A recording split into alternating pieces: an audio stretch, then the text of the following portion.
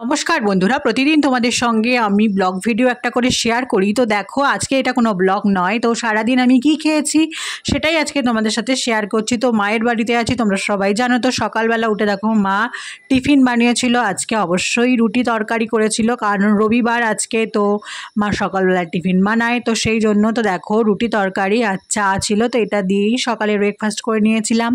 তো কেমন হচ্ছে অবশ্যই কমেন্ট করে জানিও। এরকম ব্রেকফাস্ট কার কার পছন্দ অবশ্যই সেটাও কমেন্ট করো। তো যাই হোক, দেখো দুপুরের লাঞ্চে চলে যাব।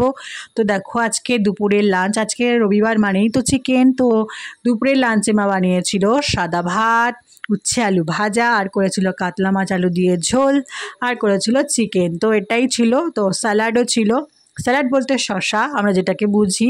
তো শসা আর আম এটা দিয়েই লাঞ্চ করে নিয়েছিলাম। তারপরে দেখো সন্ধ্যাবেলার দিকে একটুখানি চা খেয়ে নিয়েছিলাম, কারণ চা না খেলে ভালো লাগে না। তো সেই জন্য তো ছিল ডিনারে রুটি, আর ছিল চিকেন কারি যেটা দুপুরে খেয়েছিলাম, তো সেটাই, আর পটল আলু ভাজা, আর ছিল আম সাথে। তো কেমন লাগলো অবশ্যই কমেন্ট করে জানিও। এটাই ছিল আমার একটা দিনের খাবার, তোমাদের সাথে শেয়ার করলাম। ভালো লাগলে অবশ্যই একটা লাইক কমেন্ট করে যেও। শুভরাত্রি।